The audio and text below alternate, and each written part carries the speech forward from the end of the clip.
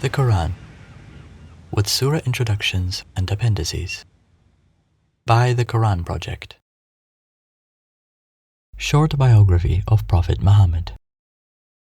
Although we can find God by reflecting upon natural phenomena, we need a prophet to learn why we were created, where we came from, where we are going, and how to worship our Creator properly. Prophets guided people through personal conduct and the heavenly religions they conveyed to develop their inborn capacities and directed them toward the purpose of their creation. Had it not been for them, humanity would have been left to decay. As humanity needs social justice as much as it needs private inner peace, the prophets taught the laws of life and established the rules for a perfect social life based on justice. Thus, prophets were sent throughout history, and whenever humanity would fall into darkness, God would send another one to enlighten them again.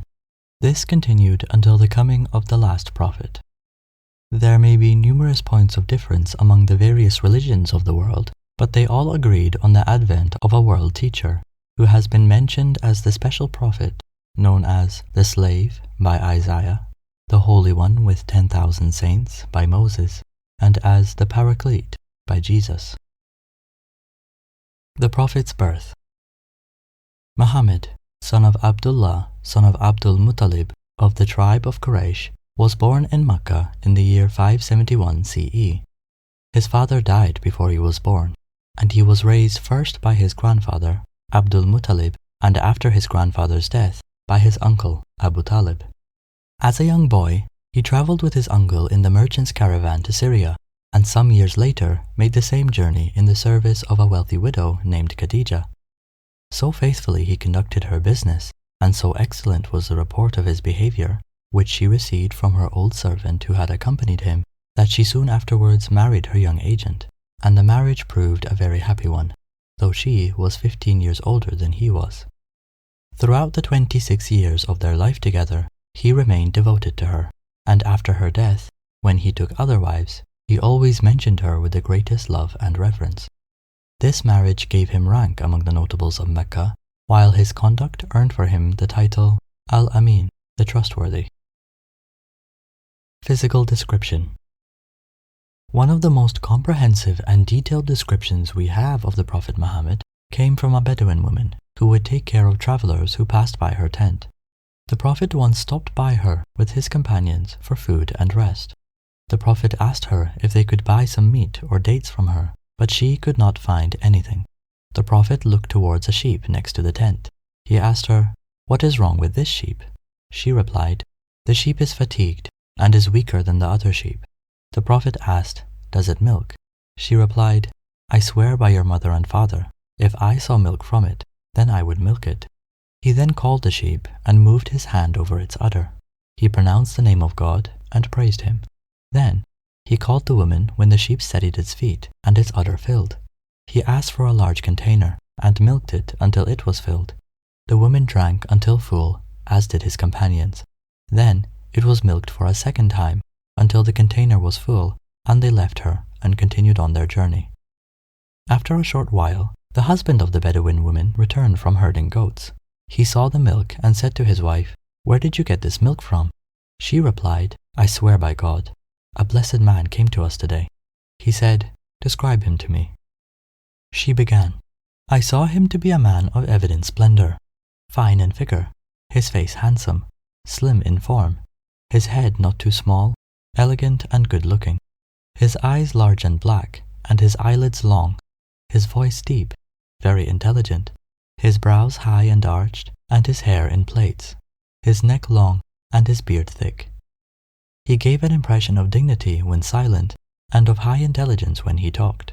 His words were impressive, and his speech decisive, not trivial nor trite, his ideas like pearls moving on their string. He seemed the most splendid and fine-looking man from a distance, and the very best of all from close by. Medium in height, the eye not finding him too tall nor too short, a branch, as it were, between two others, but he was the finest looking of the three, the best proportioned. His companions would surround him when he spoke. They would listen attentively to his speech. The first revelation.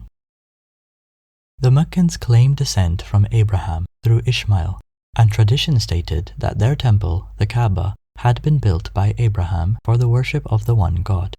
It was still called the house of God, but the chief objects of worship here were a number of idols which were called daughters of God and intercessors. It was the practice of the Prophet to retire often to a cave in the desert for meditation. His place of retreat was Hira, a cave in a mountain called the Mountain of Light, not far from Makkah, and his chosen month was Ramadan, the month of heat. It was there one night, towards the end of this quiet month, that the first revelation came to him when he was 40 years old. He heard a voice say, "Read." He said, "I cannot read." The voice again said, "Read." He said, "I cannot read." A third time, the voice, more terrible, commanded, "Read." He said, "What can I read?" The voice said, "Recite in the name of your Lord who created the human being from a clinging substance. Recite, and your Lord is the most generous, who taught by the pen, taught the human being that which he knew not." Qur'an 96, 1-5. The Vision of Cave Hira. He went out of the cave onto the hillside and heard the same awe-inspiring voice say, "O Muhammad, thou art God's messenger, and I am Gabriel." Then he raised his voice and saw the angel standing in the sky above the horizon. And again the voice said, "O Muhammad, thou art God's messenger, and I am Gabriel." Muhammad stood quite still, turning away his face from the brightness of the vision, but wherever he turned his face, there stood the angel confronting him. He remained thus a long while, till at length the angel vanished, when he returned in great distress of mind to his wife Khadijah.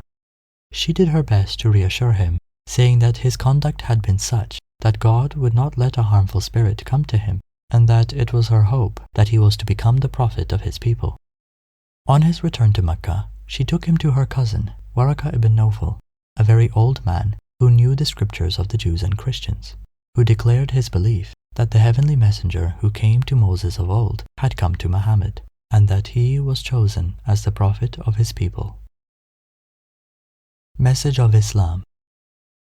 Most of the people of Makkah, who had acclaimed him as the trustworthy, Al-Amin, and the truthful, As-Sadiq, could not bring themselves to believe in him, nor could most of the Jews and Christians who had for so long been living in expectation of his arrival.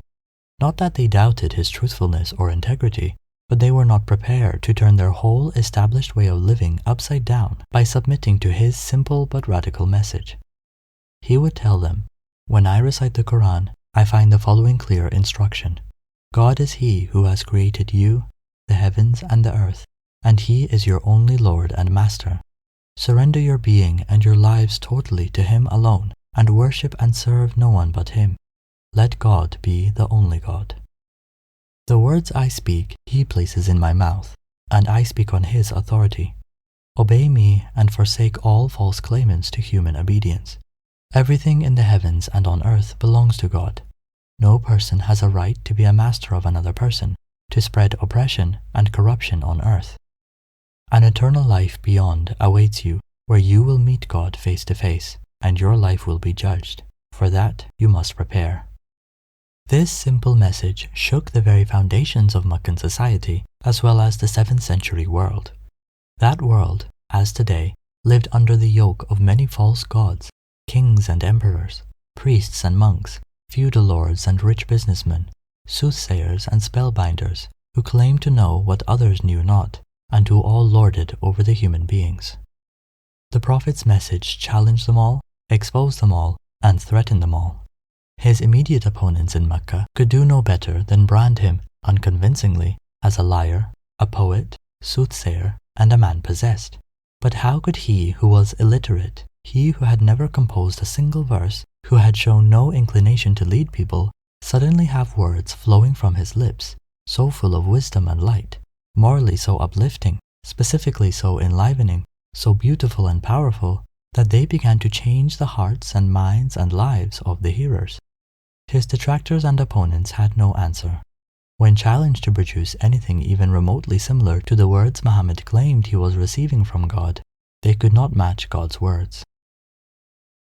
Stages of the call.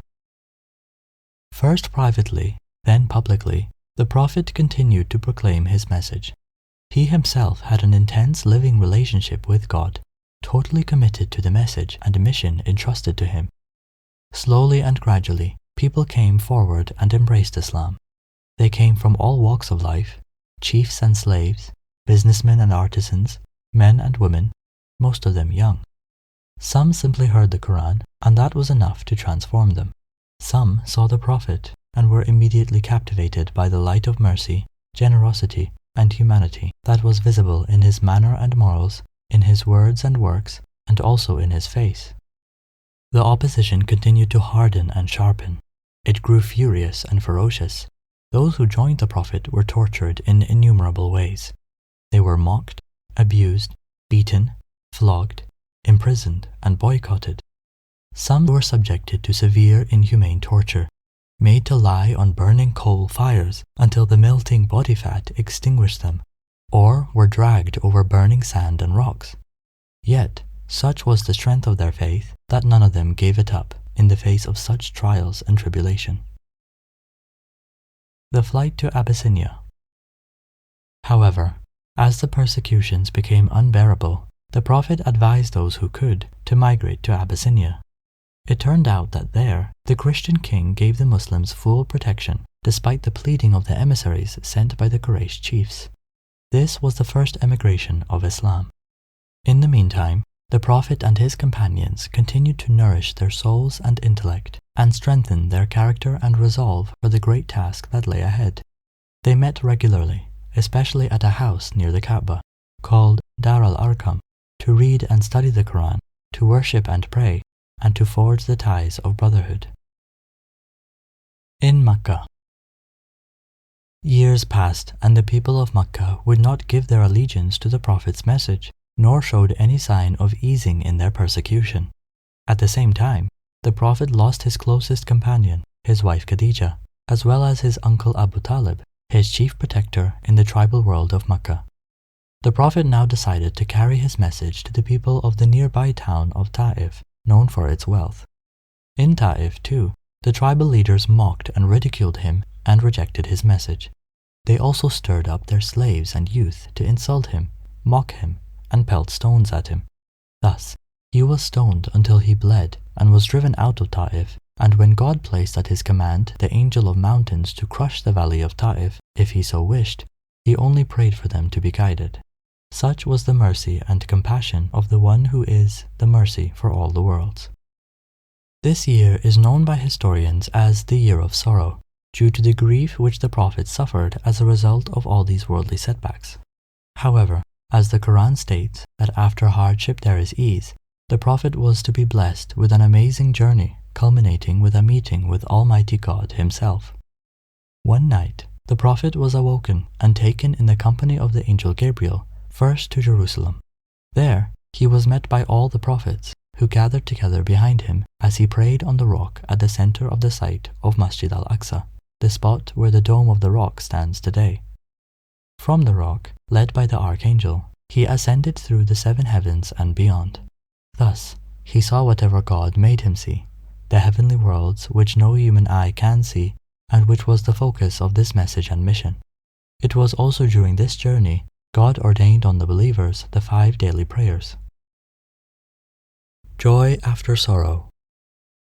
In quick succession, the Prophet had suffered the terrible loss of his wife Khadijah, his intimate and beloved companion for 25 years, and of Abu Talib, his guardian and protector against the bloodthirsty Meccan foes, and encountered the worst ever rejection, humiliation, and persecution at nearby Tā'if.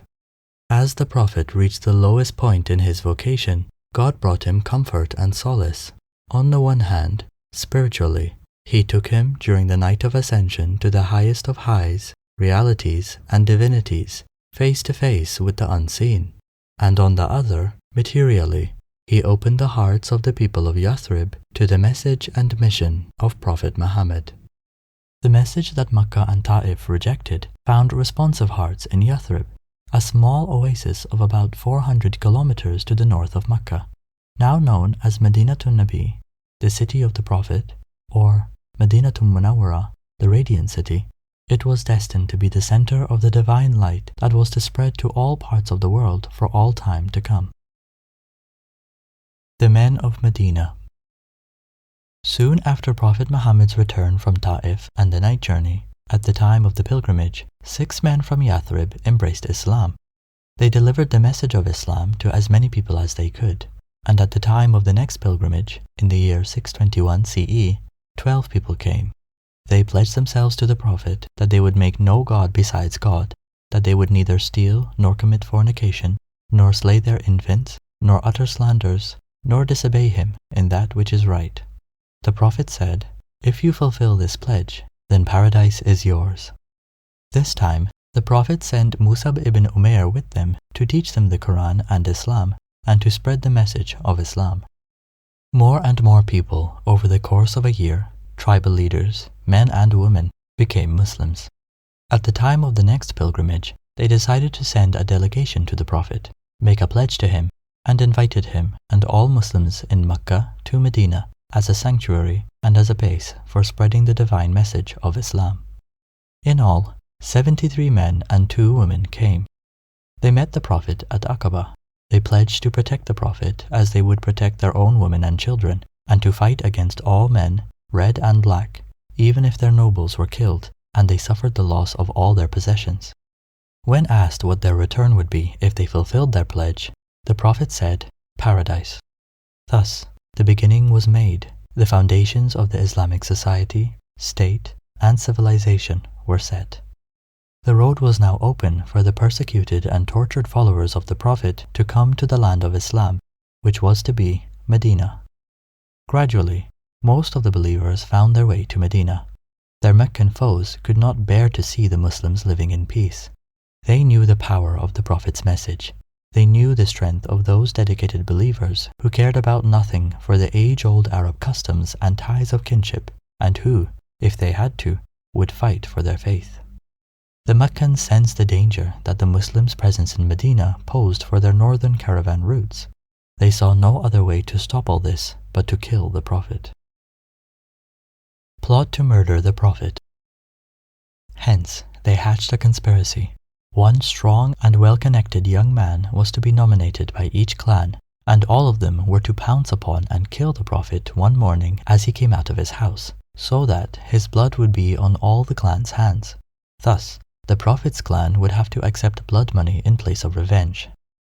Informed of the plot by the angel Gabriel and instructed to leave Makkah for Medina, the Prophet went to Abu Bakr's house to finalize the travel arrangements.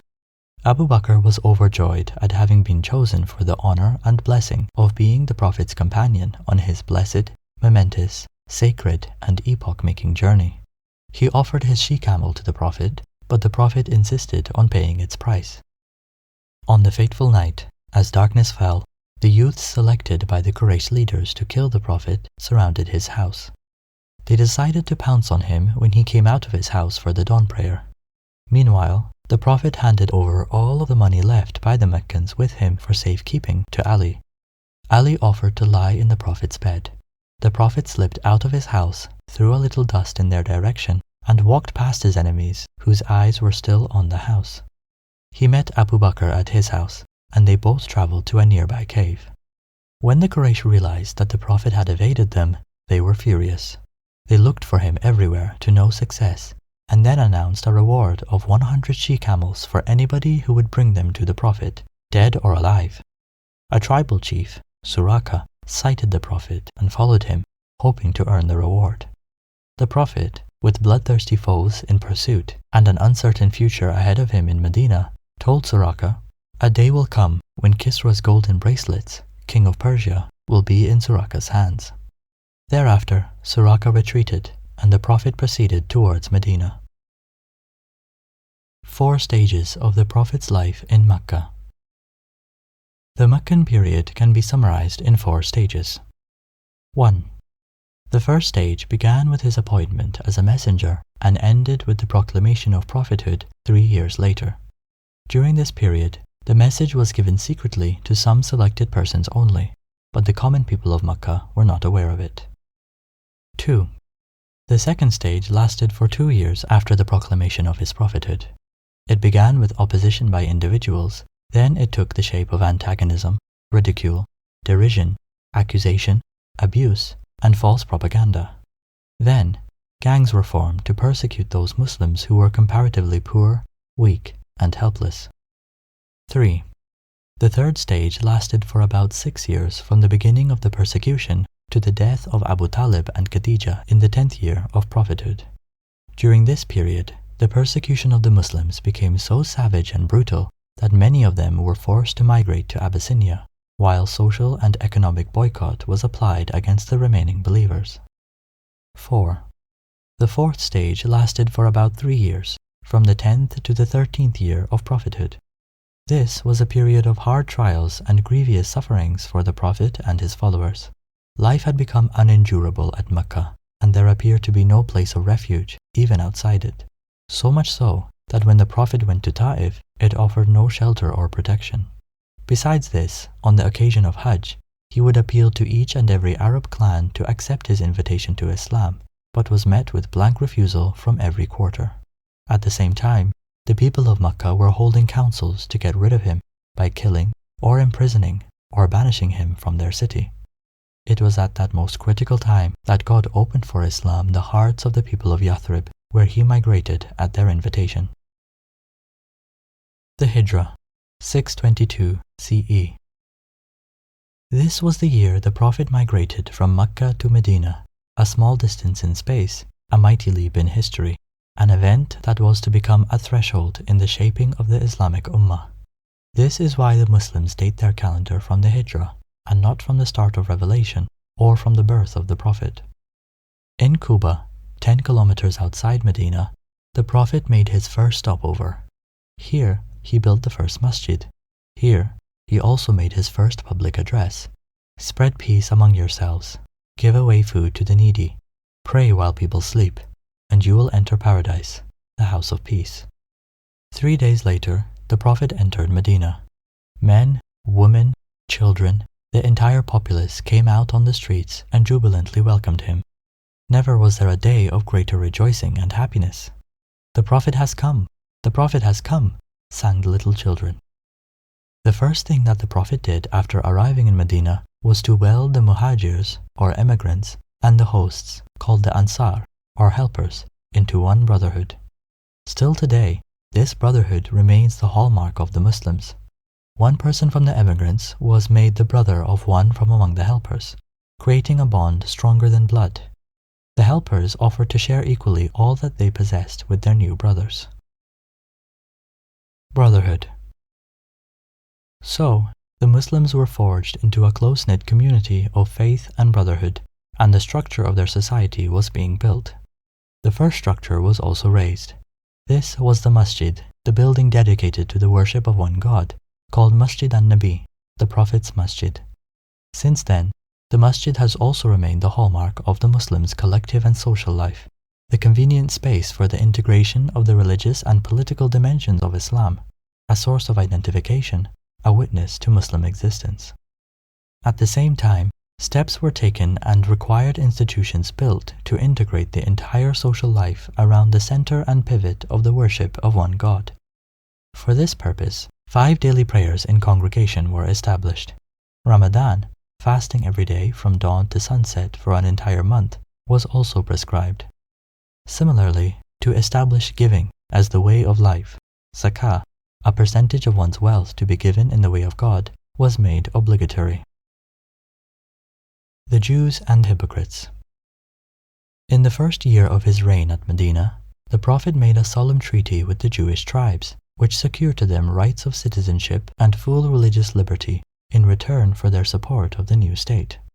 But their idea of a prophet was one who would give them dominion, not one who made the Jews who followed him brothers of every Arab who might happen to believe as they did.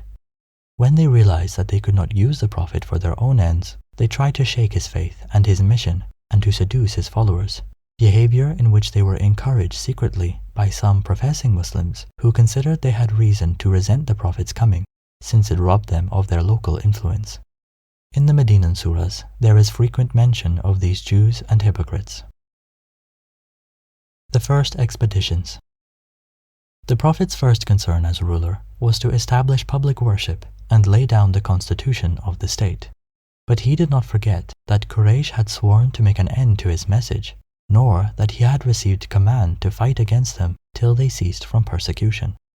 After 12 months in Medina, several small expeditions went out, led either by the Prophet himself or other migrants for the purpose of reconnoitring and of dissuading other tribes from siding with Quraysh. One of the other purposes of those expeditions may have been to accustom the Meccan Muslims to engage with enemy forces. For 13 years they had been strict pacifists, and it is clear from several passages of the Qur'an that many of them disliked the idea of fighting and had to be inured to it. The Campaign of Badr.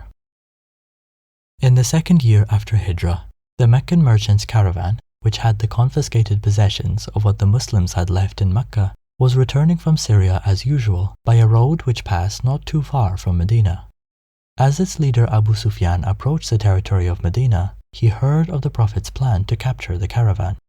At once, he sent a camel rider towards Mecca, who arrived in a worn-out state and shouted frantically from the valley to Quraysh to hasten to the rescue unless they wished to lose both wealth and honor.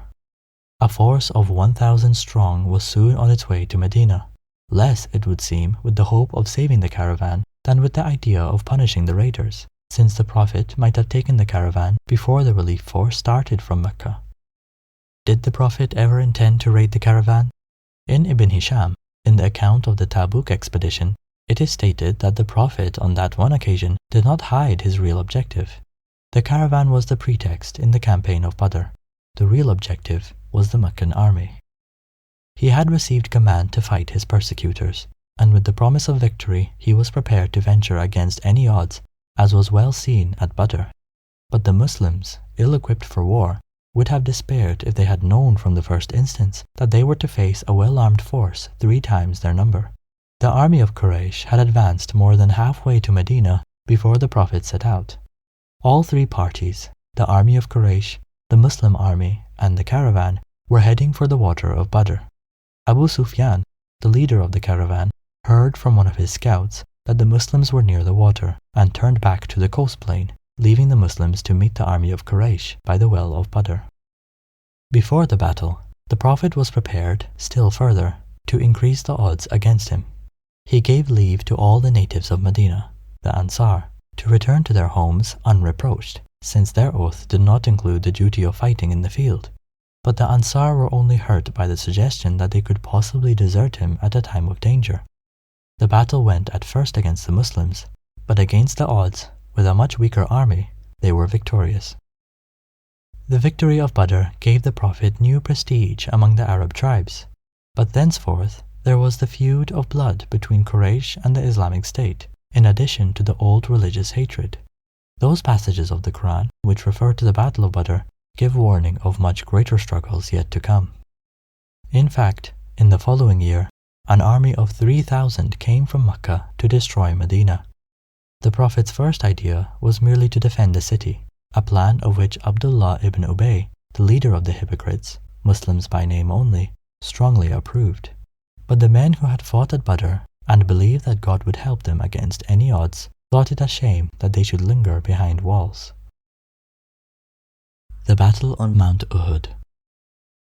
The Prophet, approving of their faith and zeal, gave way to them and set out with an army of 1,000 men towards Mount Uhud, where the enemy was encamped.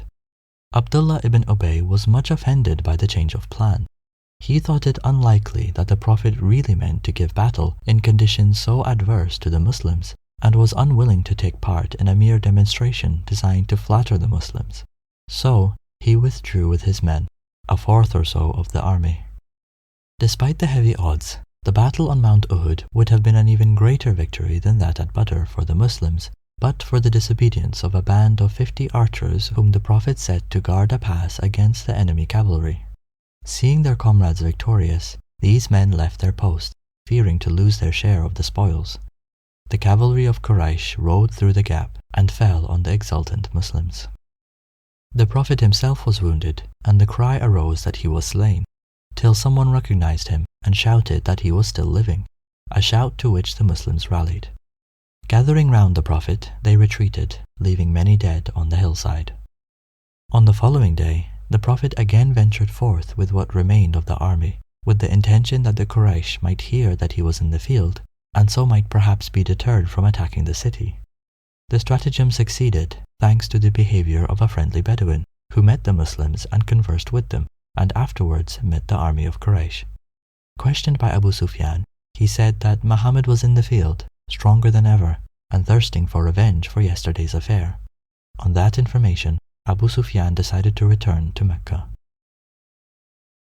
Massacre of Muslims. The reverse which they had suffered on Mount Uhud lowered the prestige of the Muslims with the Arab tribes, and also with the Jews of Medina. Tribes which had inclined towards the Muslims now inclined toward the Quraysh. The Prophet's followers were attacked and murdered when they went abroad in little companies. Qubayb, one of his envoys, was captured by a desert tribe and sold to Quraysh, who tortured him to death in Makkah publicly. Expulsion of Banu-Nadheer.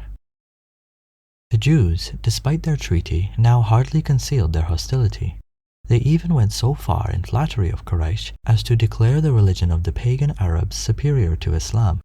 The Prophet was obliged to take punitive action against some of them. The tribe of Banu-Nadheer was besieged in their strong towers, subdued, and forced to emigrate. The hypocrites had sympathized with the Jews and secretly egged them on. The War of the Trench. In the 5th year of the Hijrah, the idolaters made a great effort to destroy Islam in the War of the Clans, or War of the Trench, as it is variously called, when Quraysh with all their clans, and the great desert tribe of Ghatafan with all their clans, an army of 10,000 men, rode against Medina. The Prophet, by the advice of Salman the Persian, ordered a deep trench to be dug before the city, and himself led the work of digging it. The army of the clans was stopped by the trench, a novelty in Arab warfare. It seemed impassable for cavalry, which formed their strength. They camped in sight of it and daily showered their arrows on its defenders. While the Muslims were awaiting the assault, news came that Banu Qurayza, a Jewish tribe from Medina, which had till then been loyal, had gone over to the enemy. The case seemed desperate, but the delay caused by the trench had dampened the zeal of the clans, and one who was secretly a Muslim managed to sow distrust between Quraysh and their Jewish allies, so that both hesitated to act. Then came a bitter wind from the sea, which blew for 3 days and nights, so terrible that not a tent could be kept standing, nor a fire lighted, nor a pot boiled. The tribesmen were in utter misery. At length, one night, the leader of Quraysh decided that the torment could be borne no longer, and gave the order to retire. When Ghatafan awoke the next morning, they found Quraysh had gone, and they too took up their baggage and retreated. Punishment of Banu Qurayza. On the day of the return from the trench, the Prophet ordered war on the treacherous Banu Qurayza, who, conscious of their guilt, had already taken to their towers of refuge. After a siege of nearly a month, they had to surrender unconditionally. They only begged that they might be judged by a member of the Arab tribe of which they were adherents. The Prophet granted their request, but the judge, upon whose favor they had counted, condemned their fighting men to death, their women and children to slavery. Early in the 6th year of the Hijrah, the Prophet led a campaign against the Bani al-Mustalik, a tribe who were preparing to attack the Muslims. Al-Hudaybiyah. In the same year, the Prophet had a vision in which he found himself entering the holy place at Makkah unopposed. Therefore, he was determined to attempt the pilgrimage. Attired as pilgrims and taking with them the customary offerings, a company of 1,400 men journeyed to Makkah. As they drew near the holy valley, they were met by a friend from the city, who warned the Prophet that Quraysh had put on their leopard skins, the badge of valor, and had sworn to prevent his entering the sanctuary. Their cavalry was on the road before him. On that, the Prophet ordered a detour through mountain gorges, and the Muslims were tired out when they came down at last into the valley of Makkah and encamped at a spot called Al-Hudaybiyah. From here, he tried to open negotiations with Quraysh to explain that he came only as a pilgrim. The first messenger he sent towards the city was maltreated and his camel hamstrung. He returned without delivering his message. Quraysh, on their side, sent an envoy which was as threatening in manner and very arrogant. Another of their envoys was too familiar and had to be reminded sternly of the respect due to the Prophet. It was he who, on his return to the city, said, "I have seen Caesar and Khosros in their pomp, but never have I seen a man as honored as Muhammad is honored by his comrades." The Prophet sought some messenger who would impose respect. Uthman was finally chosen because of his kinship with the powerful Umayyad family. While the Muslims were awaiting his return, the news came that he had been murdered. It was then that the Prophet, sitting under a tree in Al-Hudaybiyah, took an oath from all his comrades that they would stand or fall together. After a while, however, it became known that Uthman had not been murdered. A troop that came out from the city to molest the Muslims in their camp was captured before they could do any hurt and brought before the Prophet, who forgave them on their promise to renounce hostility. Truce of Al-Hudaybiyah. Then, proper envoys came from Quraysh. After some negotiation, the Truce of Al-Hudaybiyah was signed. For 10 years, there were to be no hostilities between the parties. The Prophet was to return to Medina without visiting the Kaaba, but in the following year, he might perform the pilgrimage with his comrades, Quraysh promising to evacuate Makkah for 3 days to allow of his doing so. Deserters from Quraysh to the Muslims during the period of the truce were to be returned. Not so deserters from the Muslims to Quraysh. Any tribe or clan who wished to share in the treaty as allies of the Prophet might do so, and any tribe or clan who wished to share in the treaty as allies of Quraysh might do so. There was dismay among the Muslims at these terms. They asked one another, "Where is the victory that we were promised?" It was during the return journey from Al-Hudaybiyah that the Sūrah entitled The Conquest, Sūrah 48, was revealed. This truce proved, in fact, to be the greatest victory that the Muslims had till then achieved. War had been a barrier between them and the idolaters, but now both parties met and talked together, and the religion spread more rapidly. In the 2 years which elapsed between the signing of the truce and the fall of Makkah, the number of reverts was greater than the total number of all previous reverts. The Prophet traveled to Al-Hudaybiyah with 1,400 men. 2 years later, when the Meccans broke the truce, he marched against them with an army of 10,000. The Campaign of Khaybar. In the 7th year after the Hijrah, the Prophet led a campaign against Khaybar, the stronghold of the Jewish tribes in North Arabia, which had become a hornet's nest of his enemies. The forts of Khaybar were reduced one by one, and the Jews of Khaybar became thenceforth tenants of the Muslims, until the expulsion of the Jews from Arabia in the Caliphate of Umar. On the day when the last fort surrendered, Ja'far, son of Abu Talib, the Prophet's first cousin, arrived with all those who remained of the Muslims who had fled to Abyssinia to escape from persecution in the early days. They had been absent from Arabia for 15 years. It was at Khaybar that a Jewess prepared for the Prophet poisoned meat, of which he only tasted a morsel without swallowing it, and then warned his comrades that it was poisoned. One Muslim, who had already swallowed a mouthful, died immediately, and the Prophet himself, from the mere taste of it, derived the illness which eventually caused his death. The woman who had cooked the meat was brought before him. When she said that she had done it on account of the humiliation of her people, he forgave her. Pilgrimage to Makkah. In the following year, the Prophet's vision was fulfilled. He visited the holy place at Makkah unopposed. In accordance with the terms of the truce, the idolaters evacuated the city, and from the surrounding heights watched the procedure of the Muslims. At the end of the stipulated 3 days, the chiefs of Quraysh sent a reminder to the Prophet that the time was up. He then withdrew, and the idolaters reoccupied the city. Mu'tah Expedition.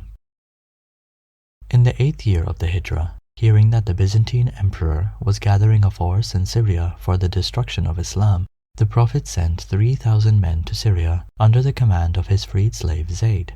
The campaign was unsuccessful, except that it impressed the Syrians with a notion of the reckless valor of the Muslims. The 3,000 did not hesitate to join battle with 100,000. When all the 3 leaders appointed by the Prophet had been killed, the survivors under the command of Khalid ibn al-Walid, who, by his strategy and courage, managed to preserve a remnant and return with them to Medina. Truce broken by Quraysh. In the same year, Quraysh broke the truce by attacking a tribe that was in alliance with the Prophet and massacring them even in the sanctuary at Makkah. Afterwards, they were afraid because of what they had done. They sent Abu Sufyan to Medina to ask for the existing treaty to be renewed and its term prolonged. They hoped that he would arrive before the tidings of the massacre, but a messenger from the injured tribe had been before him, and his mission was fruitless. Conquest of Makkah. Then the Prophet summoned all the Muslims capable of bearing arms and marched to Makkah. The Quraysh were overawed. Their cavalry put up a show of defense before the town, but were routed without bloodshed, and the Prophet entered his native city on horseback, with his head humbled before God as conqueror. The inhabitants expected vengeance for their past misdeeds. The Prophet proclaimed a general amnesty.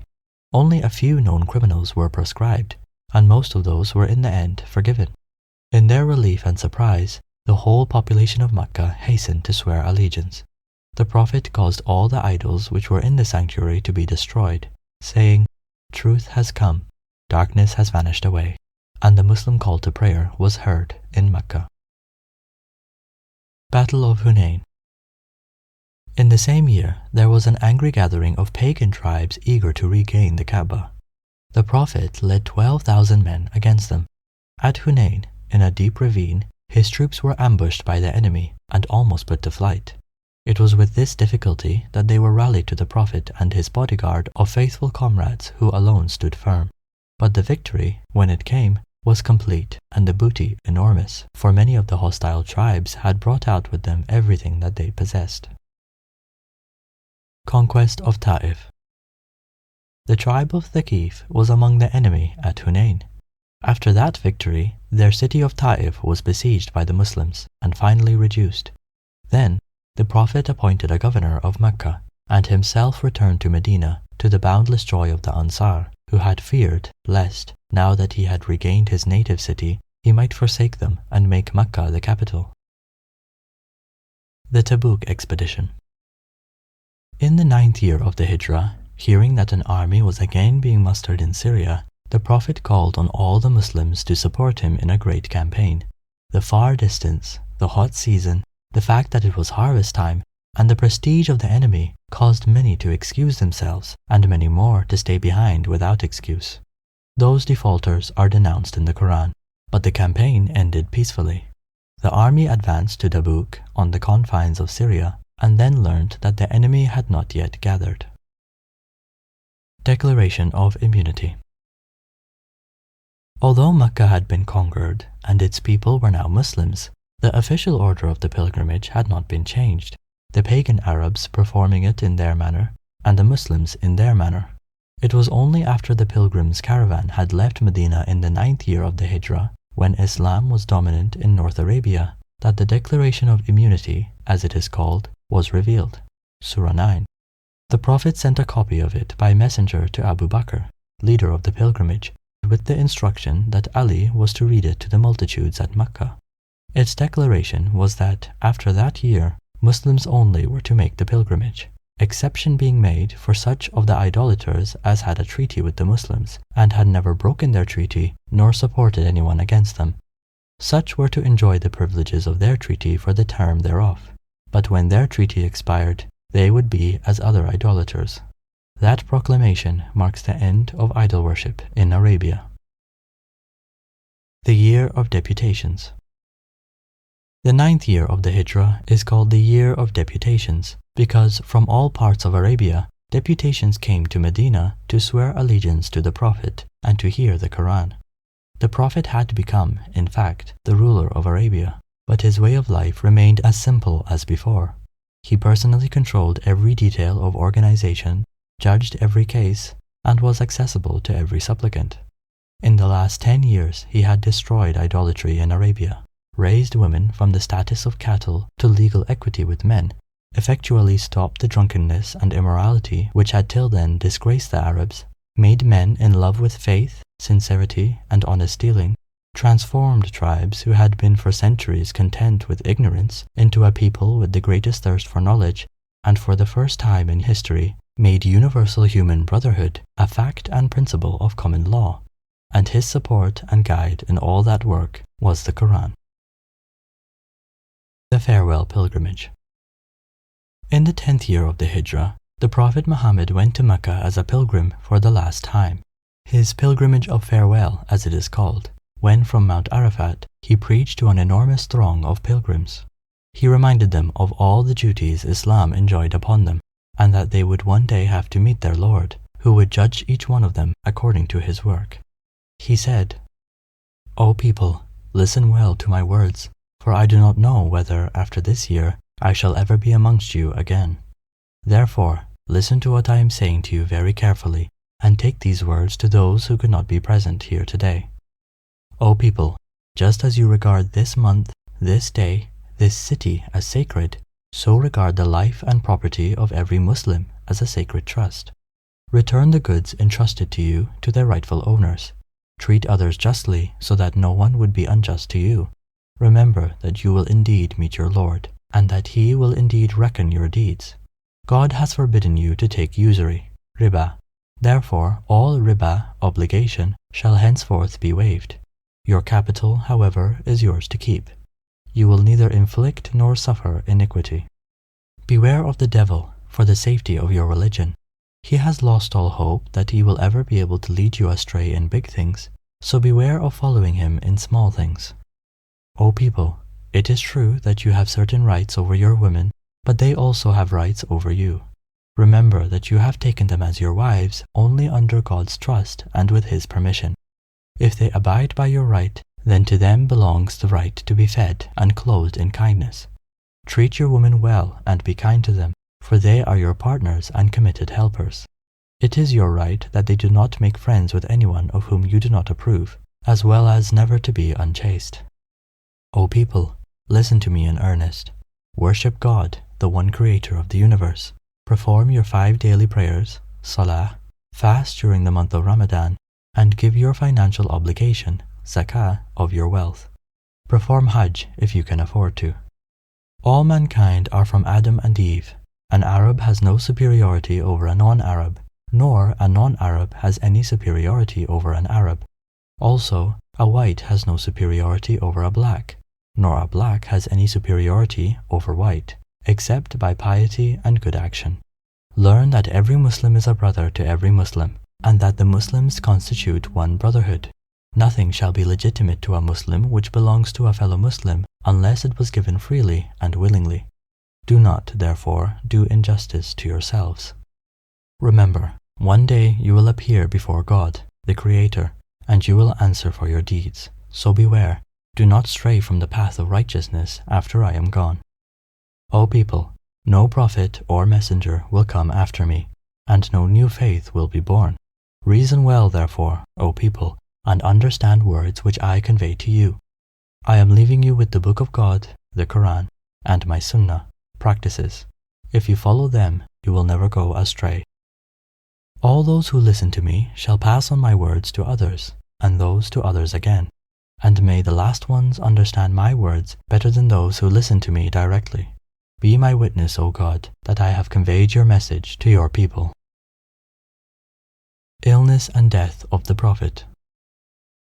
It was during that last pilgrimage that the Sūrah entitled The Victory, Sūrah 110, was revealed, which he received as an announcement of approaching death. Soon after his return to Medina, he fell ill. The news of his illness caused dismay throughout Arabia and anguish to the folk of Medina, Makkah, and Tā'if, the hometowns. At early dawn on the last day of his earthly life, he came out from his room beside the masjid at Medina and joined the public prayer, which Abu Bakr had been leading since his illness, and there was great relief among the people, who supposed him well again. When, later in the day, the rumor grew that he was dead, Umar threatened those who spread the rumor with dire punishment, declaring it a crime to think that the messenger of God could die. He was storming at the people in that strain when Abu Bakr came into the mosque and overheard him. Abu Bakr went to the chamber of his daughter Aisha, where the Prophet lay. Having ascertained the fact, kissed the Prophet's forehead and went back into the mosque. The people were still listening to Umar, who was saying that the rumor was a wicked lie, that the Prophet, who was all in all to them, could not be dead. Abu Bakr went up to Umar and tried to stop him by a whispered word. Then, finding he would pay no heed, Abu Bakr called to the people, who, recognizing his voice, left Umar and came crowding round him. He first gave praise to God, and then said, O people, lo, as for him who worshipped Muhammad, Muhammad is dead. But as for him who worships God, God is alive and dies not. He then recited the verse of the Qur'an. Muhammad is not but a messenger. Other messengers have passed on before him. So if he was to die or be killed, would you turn back on your heels to unbelief? And he who turns back on his heels will never harm God at all, but God will reward the grateful. Qur'an 3:144. And, says the narrator, an eyewitness, it was as if the people had not known that such a verse had been revealed till Abu Bakr recited it. And another witness tells how Umar used to say, when I heard Abu Bakr recite that verse, my feet were cut from beneath me, and I fell to the ground, for I knew that God's messenger was dead. May God bless him. The final messenger sent to humanity died at the age of 63 years old, in the 10th year of the Hijrah, migration, 632 CE. Such is Prophet Muhammad. According to every standard by which human greatness can be measured, he was matchless. No person was ever greater. In summary, the Prophet Muhammad is the most documented man in history. We know more about him than any other person who ever lived. In a very oppressive elitist society, he established a just society that gave rights to the poor, women, and people of all races. His fundamental message was to call people to the worship of the one true God, without any partners or equals. The early Muslims were tortured and persecuted by the people of Makkah. The response of the Prophet Muhammad, along with his followers, was to bear this persecution with patience and forbearance.